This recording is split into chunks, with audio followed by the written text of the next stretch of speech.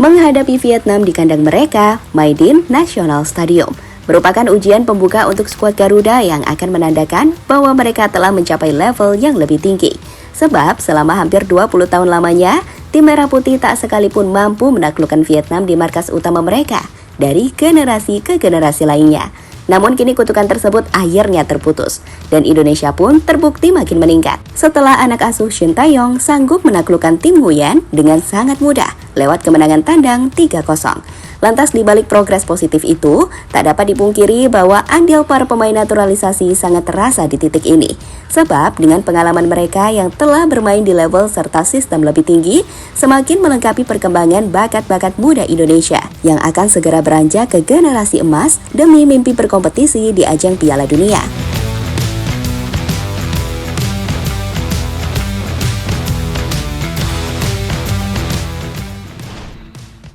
Timnas Indonesia membuat sejarah baru dengan memanggil 10 pemain naturalisasi untuk memperkuat pasukan Merah Putih di babak kualifikasi Piala Dunia, di mana sebelumnya rekor terbanyak terjadi saat pagelaran Piala Asia 2023 lalu.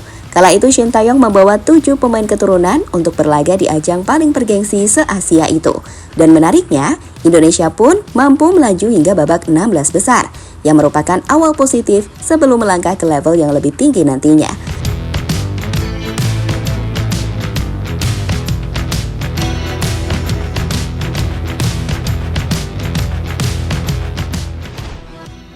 Kala itu di Piala Asia, 7 pemain keturunan yang dipanggil Coach Shinta ada Jordi Amat dan Sandy Walsh, lalu Rafael Strijk serta Shane Patinama.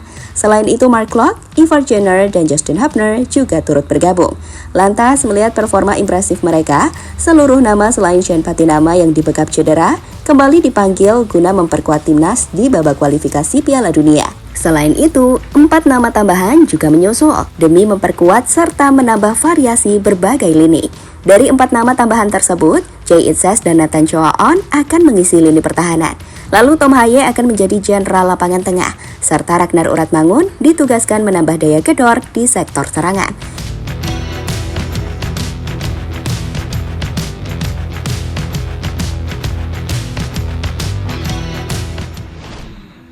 Dan benar saja, para pemain naturalisasi ini kembali menunjukkan impact besar mereka, sekaligus meyakinkan seluruh pecinta sepak bola tanah air bahwa keputusan PSSI mendatangkan banyak pemain berdarah campuran bukanlah satu hal yang keliru demi perkembangan sepak bola Indonesia.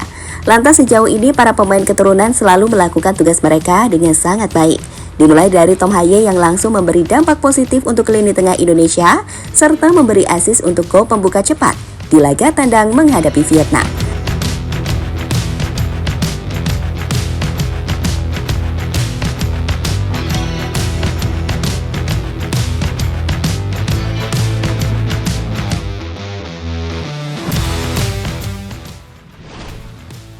Selain itu, debutan lainnya yakni Ragnar Uratmangun juga tampil begitu impresif setelah mampu menggandakan kedudukan kala membungkam Vietnam di kandang mereka. Lalu tembok pertahanan baru tim Garuda, Jay Itses, turut memegang peran krusial atas tunduknya Vietnam di 2 laga awalnya bersama timnas, di mana performa kokoh sang defender menjadi alasan utama mengapa Indonesia selalu menutup laga dengan hasil clean sheet. Selain itu, dirinya juga mencetak gol pembuka ke gawang The Golden Star Warriors yang menjadi titik awal timnas Garuda memutus 20 tahun kutukan Stadion Maidin.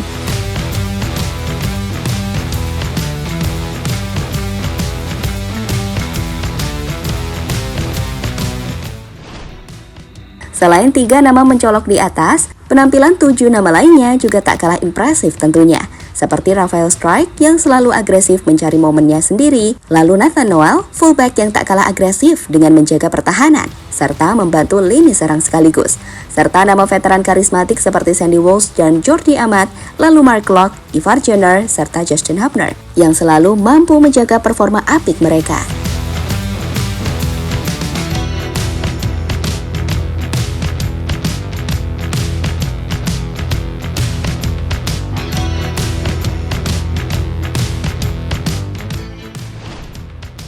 Selain nama-nama di atas, skuad Garuda dikabarkan juga akan diperkuat pemain yang lebih berkualitas nantinya, seperti rumor pemain Eredivisie, Ole Romani dan Kevin Dix yang telah simpang siur cukup lama.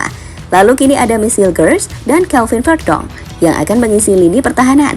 Lalu ada James Robbins yang berpotensi menambah variasi di lini serang.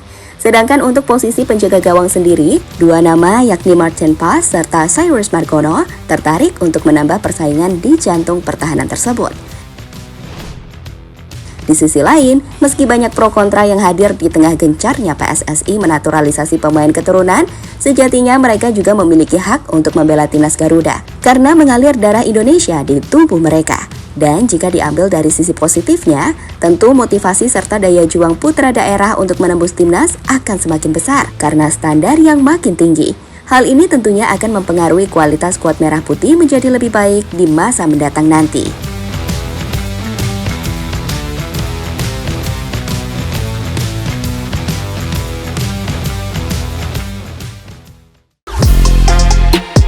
Halo, izin iklan sebentar ya guys. Jadikan ruangmu bernuansa timnas. Temukan beragam poster dinding, sepak bola dan timnas dengan desain menawan, kualitas premium dan harga yang tidak akan menguras kantong. Segera klik link Shopee di deskripsi video ini dan dukung timnas dengan sepenuh hati. Mulai dari dinding rumahmu.